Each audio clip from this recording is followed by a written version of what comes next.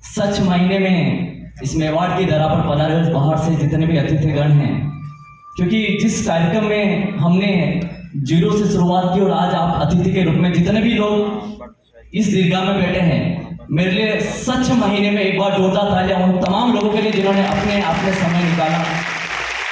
शायद मैं अपने आप को खुश नसीब समझता हूँ कि मेवाड़ की धरा का वो प्यार मिला, वो आशीर्वाद मिला, वो स्नेह, वो प्रेम मिला, वो आपके बीच में एक आपका ही छोटा भाई आपके बीच में अपनी बात को रख रहा है। कुछ बातें मैं आपके बीच में कहना चाहूंगा और सच महीने में कुछ बातें कड़वी भी है, कुछ बातें आपको सच भी लगेगी। सच महीने में जब मैं गांव से छोटी सी आंखों में बड़ा सपना देखने के बाद गांव से निकलता था, मैं स्टूडेंट्स के लिए डेडिकेट करूंगा जो लड़कियां अपने आप में ये सोचती है कि हम जिंदगी में बड़ा काम तो करना चाहते हैं, न जाने कितने लोग उनको खींचने के लिए, उनको आगे नहीं बढ़ने देने के लिए न जाने कितने अपने आप में षड्यंत्र रचते हैं। 10 से 15 मिनट में बात को समझिएगा। जिंदगी में जरूरी नहीं कि हर इंसान शिक्षा लेने के बाद सिर्फ पैसा ही कमाए। जरूरी ये भी नहीं है कि सच मायने में इंसान शिक्षा लेने के बाद आउट ऑफ कंट्री जाकर अपना देश का नाम रोशन करें। सच मायने में जिस जगह आप जन्मे हैं उन बच्चों के लिए कुछ कर करने की तमन्ना यदि आपके दिल में, सबसे बड़ी वो सेवा समाज में अपने आप में होती है। और मुझे ऐसा लगता है कि शायद आप अपने क्षेत्र के युवाओं के लिए, क्षेत्र के बच्चों के लिए, क्षेत्र के उन बालिकाओं के लिए जिनकी छोटी सी आंखों में बड़े सपने हैं और वाकई में जन जन के क्षेत्र में, गांव गांव, डाणी डाणी में जाते हैं तो देखते हैं न जाने कितनी बच्चा पढ़ना तो चाहती है लेकिन न जाने कितने सपने उसके अधूरे रह जाते हैं। मैं जब लास्ट टाइम किसी कार्यक्रम में गया था अपने युवाओं से मिला और युवाओं की बात करते हैं और जब जब भी युवाओं का उल्टा करे तो वायु बनती है और वायु जिस दिशा में चलती है अच्छे अच्छे आंधी तूफान खड़ा कर देती है। ये हमारे पूरे भारत देश के युवाओं की बात है, क्योंकि युवा पूरे भारत देश की रीढ़ की हड्डी है। साथियों, जब मैं युवाओं से मिलता हूं, प्रतियोगी परीक्षा की तैयारी के बारे में बात करते हैं, मैं तमाम जितने भी युवा साथी, बड़े बुजुर्ग, माता बहनें यहाँ पधारे हैं, मैं एक एक का नाम नहीं लेना चाहूंगा, बट ये मुझे पता है कि जिसने इस कार्यक्रम में क्षणिक भी समय निकाला है वह मेरे लिए पद्मश्री पुरस्कार से कम नहीं है। तो एक बार जोरदार ताली आप सभी महानुभावों के लिए। साथियों, जब मैं बच्चों से मिलता हूँ, एक बच्चा हमेशा कहता सर मैं पढ़ना तो चाहता हूँ, आगे भी निकलना चाहता हूँ, लेकिन मेरे घर की स्थिति इतनी खराब है, इतनी फाइनेंशियल प्रॉब्लम है, मैं आगे नहीं बढ़ पाता हूँ। मैं गरीब घर में जन्मा हूं। मैं कहना चाहूंगा युवाओं को कि मैं गरीब घर में जन्मा, ये मेरी गलती नहीं है, लेकिन मेरे माता पिता उसी गरीब घर में रह के मर जाए तो शायद सबसे बड़ी गलती होगी। इस सदन से आह्वान करता हूं, कम से कम कुछ करें या नहीं करें, हमारे माता पिता भले हो सकता है कि हमें एक कहलू के घर में जन्म दिया हो सकता है कि हमें एक छप्पर के घर में जन्म दिया हो, लेकिन हमारे माता पिता के अंतिम दर्शन एक महल से विदा होने चाहिए, तब जाके मुझे लगेगा आप सभी का यहाँ आना, मेरी बात को सुनना दुनिया में सबसे बड़ा ऐतिहासिक काम है। साथियों, जब मैं बहनों की बात करता हूं यहाँ पर, क्योंकि जब बेटियों की बात आई थी, सबसे ज्यादा ज्ञान ज्योति निःशुल्क कोचिंग संस्थान में हमारे भाई बेटियां पढ़ती है। जब मैं बेटियों की बात करता हूं और बेटियों के बारे में सोचता हूं तो मन न जाने मुझे इस बात का दुख होता है कि एक माँ और पिता एक बेटी को अच्छे कपड़े मत देना कोई फर्क नहीं पड़ता है, अच्छा मोबाइल मत देना कोई फर्क नहीं पड़ता है, अच्छे कपड़े भी मत देना कोई फर्क नहीं पड़ता है, लेकिन उसको अच्छी शिक्षा दे देना जिंदगी पर बहुत बड़ा फर्क पड़ेगा। ये बात इसलिए कहता हूं कि जब बच्ची जब शादी करने के बाद ससुराल जाती है और ससुराल के 3 साल बाद भी एक साबुन जिसकी कोई कीमत नहीं होती है, जब वो पियर से लेकर जाती है तो न जाने कितनी मम्मियों की आंखों में आंसू होते हैं इस बात को लेकर कि मैंने बेटी को शिक्षा दी होती तो शायद उसको यहाँ से साबुन नहीं ले जाना पड़ता। मैं बेटियों को, क्योंकि मेवाड़, मारवाड़, वागड़, हाड़ौती, न जाने अलग अलग क्षेत्र से हमारे यहाँ पर बेटियां पढ़ती है, मैं बच्चों को हमेशा इस बात से कहता हूँ कि हमने जब फ्री कोचिंग शुरू की, ये कोई मुहिम नहीं थी, हमारा किसी भी कोचिंग संस्थान के साथ कोई कंपटीशन नहीं था, न किसी कोचिंग संस्थान का व्यापार खत्म करना था, लेकिन इस बात का मेरे मन में दर्द था जब इंजीनियर राहुल मेघवाल जब राहुल बनकर किसी कोचिंग में गया, तब उसने वॉचमैन ने जब उसको गेट से धक्का देके बाहर निकाला, तब जाके लगा कितने लाखों बच्चे कोचिंग वंचित की वजह से भविष्य नहीं बना पाते हैं। तब मैंने इंजीनियरिंग करने के बाद फ्री कोचिंग शुरुआत की और मेरे साथ मिले प्रहलाद जी नेगड़ा, एक बार जोरदार तालियां इनके लिए वाकई में। जब कहते हैं समाज में जब क्षेत्र में अच्छा कार्य करते हैं तो हो सकता है, मैंने जीवन में एक बात सीखी, हो सकता है कि जीवन भर का रिश्ता 1 सेकंड में खत्म हो सकता है, लेकिन 1 सेकंड में बना हुआ रिश्ता जिंदगी भर चल सकता है। एक ऐसे रिश्ते हैं जो वाकई में कदम से कदम मिलाकर यहाँ चले। और आज आपके बीच में इतना शानदार कारवा आपके बीच में खड़ा कर पाए। साथियों, जब फ्री कोचिंग की बात आती है, अतिथि लोग बता रहे हैं, सेकिन हमने ये प्रोग्राम रखा। इससे पहले 185 राजस्थान के हर जिले से ऐसे शिक्षक जिन्होंने सिर्फ सैलरी के लिए काम नहीं किया, जिन्होंने सिर्फ अपने खुद के बच्चों को पढ़ाने के लिए काम नहीं किया, जिन्होंने ये नहीं देखा कि 31 तारीख को रात को 3 बजे सैलरी का मैसेज आया या नहीं आया, लेकिन ये जरूर देखा कि मेरे पिताजी के पास पैसा नहीं था तो मैं जिस मजबूरी से पढ़ नहीं पाया, शायद फिर भी मैंने पढ़े के मेहनत करके आज टीचर बना हूं, तो किसी गरीब घर में दीपक जलाकर उसका भविष्य बनाऊं। ऐसे शिक्षकों हमने लास्ट टाइम सम्मान किया। उन तमाम लोगों के लिए आपको सम्मान के लिए तालियां, क्योंकि उन्होंने बहुत मेहनत करके शिक्षक की भूमिका निभाई, समाज सेवियों की भूमिका निभाई। न जाने बहुत सारे लोग जिनका मैं नाम नहीं ले पा रहा हूं, लेकिन दिल की गहराई से सबका एक एक बार सम्मान करता हूं। साथियों, जब हमने फ्री कोचिंग शुरू की, मैं थोड़ी सी बात, बहुत सारे लोगों को लगता है कि फ्री कोचिंग एक स्कीम है, न जाने कितनी परेशानियां आई, न जाने कितने लोगों ने प्रताड़ित भी किया, लेकिन हमारा देह, हमारा नियत, हमारा स्वाभिमान, हमारा जमीर जिंदा था, तब जाके हमें लड़कियों से ज्यादा लड़कियां पढ़ने आती है सोचकर भविष्य बन सकता है, सिर्फ कोचिंग से बन सकता है। तो मैं तमाम समाज की इस बेटियों को भी धन्यवाद देना चाहूंगा। जब मैं लास्ट टाइम राखी रक्षाबंधन था, मैं इसलिए कह रहा हूं कि वाकई में जो लोग सोचते हैं कि ज्ञान ज्योति फ्री कोचिंग चलाना सिर्फ नेतागिरी करना है या इस तरह से बताना है, कभी आप आके देखिएगा कोचिंग में। आप ये सुबह से शाम तक, अभी मेरे जो देख पा रहे पसीना, हम सब सुबह क्लास में एंटर होते हैं, जब निकलते हैं तो ये शर्ट 5 बार गिल्ला होता है, तब जाके 388 बच्चे गवर्नमेंट टीचर नौकरी लग पाए। ऐसे सिलेक्शन नहीं होता है साथियों। न जाने, क्योंकि डॉक्टर दिनेश जी खराड़ी साहब यहाँ बैठे हैं, ये व्यक्तिगत रूप से मुझे जानते हैं कि कब से, जब हमारे पास 2 बच्चे नहीं हुआ करते थे, तब लोगों ने कहा कि ये फर्जी बातें करने वाले हैं, लेकिन मुझे इस बात का पता था कि मैं गरीब घर में जन्मा, ये मेरी पता है, लेकिन हो सकता है कि मैं ऐसा कुछ काम करूं कि मेरे पिताजी जहां पर भी बैठे हैं वहां से कहे कि बेटा हो तो ऐसा। आज मेरे पिताश्री भी आए, उनको भी मैं धन्यवाद देता हूं कि वाकई में इस समय वाकई में आकर, आज पहला सर की भी पिताश्री आए, मोहन जी नेगड़ा साहब, इस मौके पर उनको भी धन्यवाद देता हूं कि वाकई में कोई भी माता और पिता नहीं चाहता कि अपना बच्चा सोशल वर्क करे। सच मायने में कोई भी मां अपनी बेटी के लिए नहीं चाहेगी कि वो बच्चा इतना बड़ा इंजीनियरिंग करने के बाद, पैसा नौकरी छोड़ने के बाद सिर्फ और सिर्फ सोशल एक्टिविटी करे। सच मायने में मैं आप सभी को क्या कहूं कि जब हमने इस कार्य को खड़ा किया, चलाया और चलने के बाद आगे कारवा बढ़ाया, तो सच मायने में पहली बार मुझे ऐसा लगा कि वाकई में अपने आप में अभिमान की बात। जब रक्षाबंधन था तो 1288 लड़कियों ने जब आंखों पर राखी बांधी, तब लगा कि 1288 बहनें नहीं है, 12 करोड़ बहनें ऐसी हैं जिनको हमारी जरूरत है और हमें उनकी जरूरत है। कारवा खड़ा करेंगे। जिंदगी में मुसीबत भी खूब आई, वो न जाने आपने भी सोशल मीडिया अखबारों के माध्यम से पढ़ा। शायद मेरा कभी मकसद, न जाने कुछ लोग सब क्यों गलत सोचते हैं, मेरा मकसद कभी एजुकेशन के सिस्टम को खत्म करना नहीं था। मेरा सिस्टम था कि एजुकेशन में रिवॉल्यूशन आना चाहिए, एजुकेशन में क्रांति आनी चाहिए। जिन बच्चों का सपना आंखों में लेके बच्चा कहीं जाता है, सिर्फ 100 रुपए, हमारे बीच में चेतना पाटिल जी में मैं एक बार जोरदार तालियों से स्वागत अभिनंदन करेंगे। सीईओ हमारे बीच में पधार चुके हैं, मैं चाहूंगा तो उनको सीट प्रोवाइड करें। और सच मायने में जब फ्री कोचिंग को लेकर हम मुहिम चलाते हैं, विचारधारा देखते हैं, मैं अपने आप को गौरवान्वित महसूस करता हूँ। यहाँ जितने भी लोग बैठे हैं, सबका आशीर्वाद रहा, सबका स्नेह रहा, सबका प्रेम रहा। अकेले मेरे और पहला सर से कुछ नहीं हो सकता। जब तक आप घर गांव जाके ये नहीं कहा लड़के पढ़ा रहे, अच्छा पढ़ा रहे और आप बच्चों को भेजिए, आप विश्वास नहीं करेंगे। एक बार पहला सर जब पहली बार हम मिले थे, सिर्फ 3 बच्चे या 4 बच्चे हुआ करते थे, लेकिन आज इस फ्री कोचिंग के सिस्टम से 26,877 बच्चे फ्री कोचिंग से पढ़ा चुके हैं। तो हमें गर्व होता है इस बात को कि हमारा सिस्टम रिवॉल्यूशन लाना है, किसी को गिराना नहीं है, किसी को प्रताड़ित करना नहीं है। हमारे बीच में मारवाड़ से भी बहुत सारे लोग पधारे, उनका भी स्वागत व अभिनंदन करता हूँ। वागड़ और बांसवाड़ा से भी तमाम लोग पधारे, उनका भी स्वागत व अभिनंदन करता हूँ। न जाने कल नाइट से बहुत सारे अतिथि भी गुजरात से पधारे हैं। मैं एक का नाम नहीं ले पा रहा हूँ क्योंकि हमारा अवार्ड सेरेमनी पिछली बार बच्चों का कुछ डांस परफॉर्मेंस रह गई थी।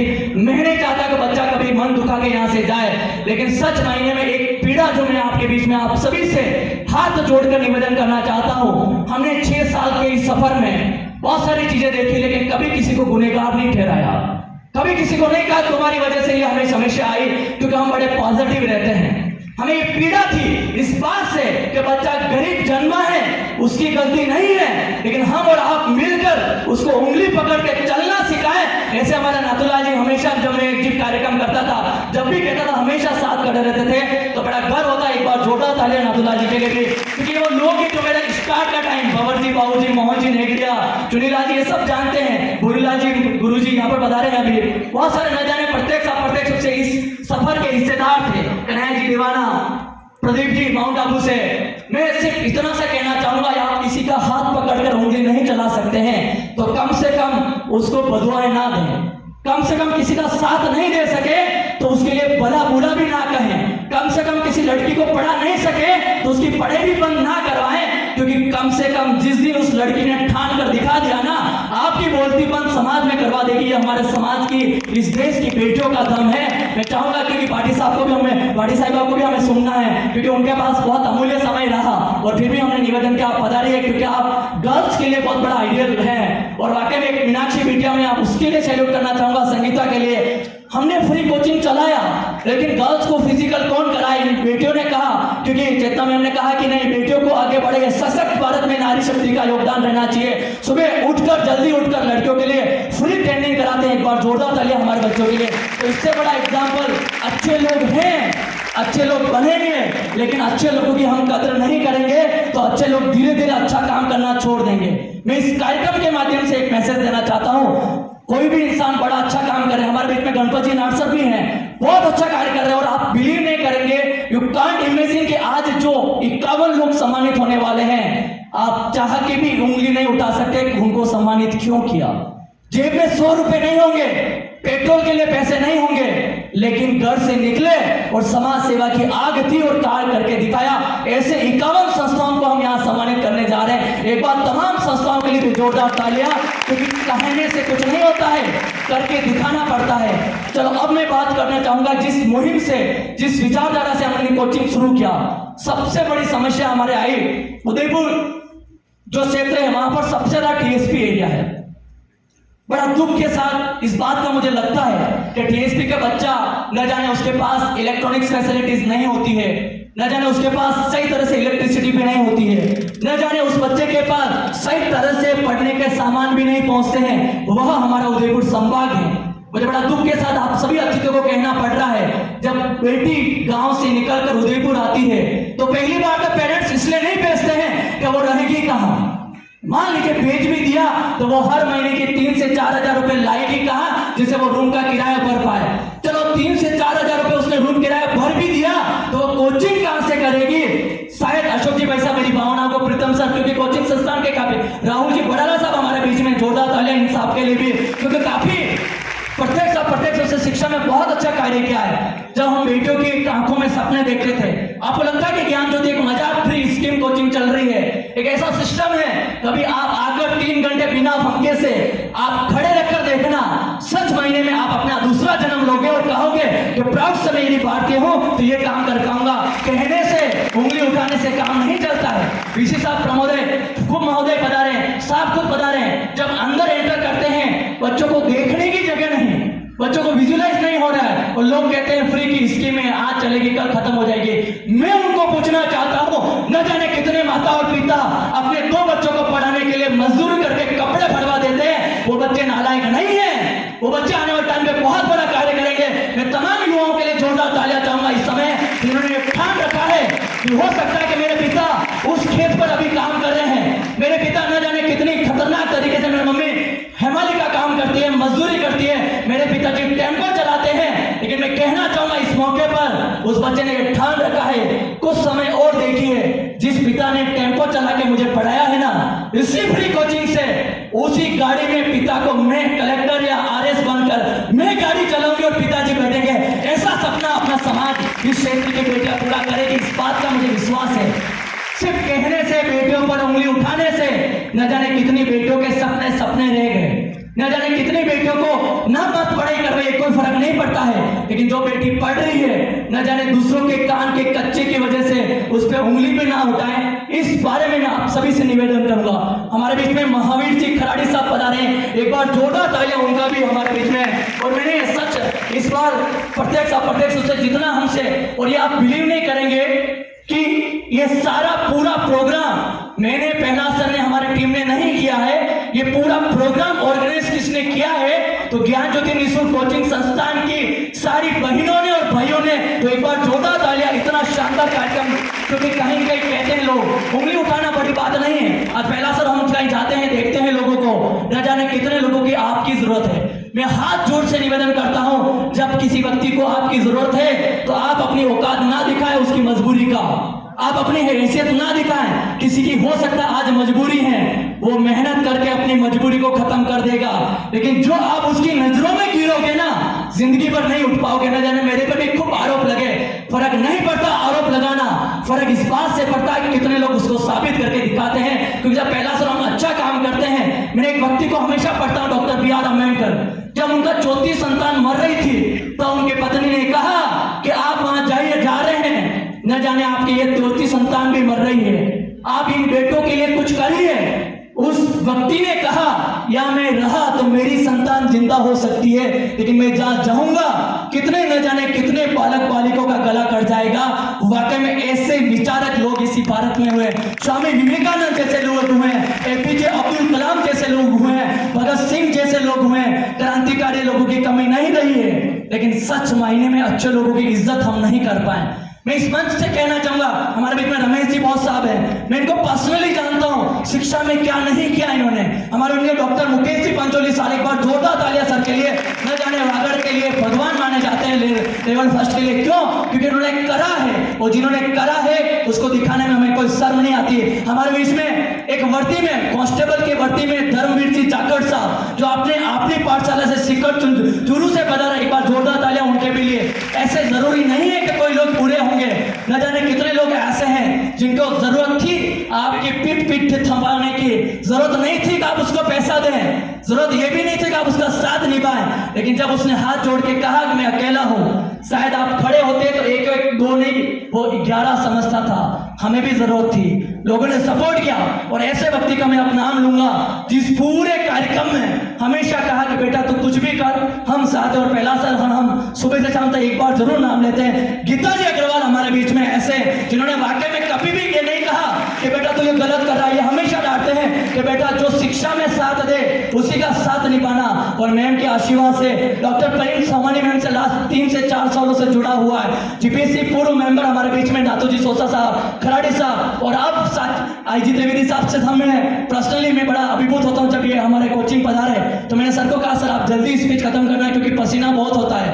हमें तो आदत है इस बात की कि हमारे 4 बार शर्ट गिल्ले होंगे तो फर्क नहीं पड़ता है, और बच्चों ने इस बात की कसम खाई कि सर आपके इस पसीने की कभी हम मजाक नहीं उड़ने देंगे। इस बात का मुझे बड़ा गर्व होता है, इस बात का बड़ा मुझे स्वाभिमान होता है।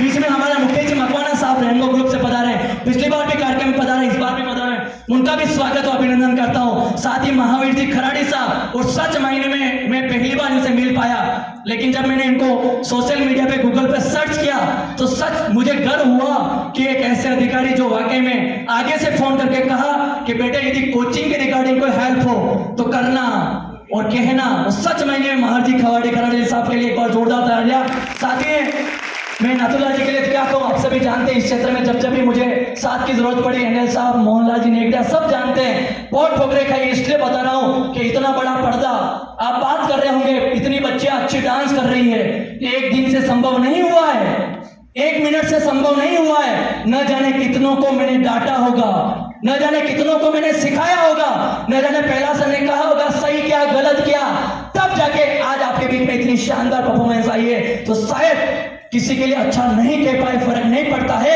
लेकिन कम से कम उस पर उंगली ना दिखाए, इस बात से हमें दुख होगा। हमारे बीच में बहुत ऐसे व्यक्तित्व के लोग हैं, कवि सिद्धार्थ देवल जी भी हमारे बीच में हैं। साथियों, बस एक लास्ट पीड़ा जो मैं आप सभी अतिथियों के बीच में एक मैसेज के रूप में, शिक्षा फ्री देना इतना ही बुरा है तो फिर आर्टिकल नंबर 21A में निःशुल्क शिक्षा का प्रावधान क्यों है? मैं आप सभी से, न जाने गीता में हमेशा मुझे कहते हैं, परिणाम भी कहते हैं बेटा तुम मत हारो, न जाने हमें भी कितने परेशानी आती है, कर तो सिर्फ फ्री शिक्षा ही दे रहे हैं, कोई गलत काम तो किया नहीं अब तक। और सच मायने में दुख इस बात का होता है, शिक्षा के बाद भी हमें सुबह उठने के बाद रात को सोने से पहले परेशानी झेलनी पड़े, तो मुझे ऐसा लगता है कि शिक्षा जो भारत की एक रीढ़ की हड्डी मानी जाती वो रीढ़ की हड्डी नहीं रही। इन्हीं सबके बीच में जब मुझे जरूरत पड़ी कि मुझे भी नौकरी करनी चाहिए, तो वाकई में मैं सर का धन्यवाद देना चाहूंगा। और वाकई में मैं अपने जीवन में किसी से अब तक अच्छा सीखा हूँ और बहुत सारा अच्छे लोगों ने सिखाया, बहुत सारे लोगों ने बहुत अच्छा सिखाया, लेकिन व्यक्तिगत रूप से मैं कोई सीखा हूँ तो प्रोफेसर के दवे सर के लिए मैं चाहूंगा एक बार जोरदार तालियां, कि वाकई में इतना शानदार तरीके से पता है ऐसे कीजिए वैसे कीजिए। न जाने कितने लोग हमेशा अपने आप में गलतफहमी में पाते हैं इनका क्यों रिश्ता है। सिर्फ रिश्ता इसलिए है कि निःशुल्क शिक्षा देना पूरी चीज नहीं है। महेश जी पालीवाल साहब भी हमारे बीच में बैठे, उनके लिए भी चाहूंगा जोरदार तालियां। शायद मैं ऐसा मानता हूं निःशुल्क शिक्षा देना बुरा नहीं है। न जाने कितने बच्चे हैं, मुकेश जी पंचोली साहब भी इस बात को रखेंगे कि निःशुल्क शिक्षा देना बुरी बात नहीं है। न जाने कितने बच्चे आपके लिए वेट कर रहे हैं, आप उस फील्ड में आगे हैं, उन गरीब बच्चों का, जरूरतमंद बच्चों का उंगली पकड़ लीजिए। आने वाले टाइम में वो बच्चा कुछ बनेगा तो भगवान ऊपर वालों को माने या नहीं माने, आपको जरूर मानेगा। इस बात से मैं आपको आश्वस्त और विश्वास दिलाता हूं। जब मैंने इस पीड़ा को देखा, न जाने कितनी बेटियां यहाँ बैठी है, जब लड़की आती है सर कहते हैं हमारे पास पैसा नहीं है, बेटे भी कहते हैं मैं आपको मजाक के मायने में नहीं कह रहा हूं। न जाने इस उदयपुर में, उदयपुर छोड़े न जाने पूरे राजस्थान में बच्ची का नाम पूछा जाता है तब तक ठीक, और पीछे पूछा जाता है किस समाज की हो, तब उसको रूम देना भी बंद कर दिया जाता है। मैं पूछना चाहूंगा, जो लोग नवरात्रि में माता जी को पूछते हैं, जो लोग हर भगवान को अपने आप में मानते हैं, कहाँ लड़कियों को क्यों पूछते हैं? जब एक लड़की को जाति व धर्म के हिसाब से उसको रूम नहीं दिया जाता, तब मुझे पीड़ा होती है। मैं आप सभी भामाशाहों से, सभी लोगों से, क्योंकि इस दुनिया के अंदर पूरा भारत इतना संबल है, 10-10 रुपए इकट्ठे करके हम करोड़ों के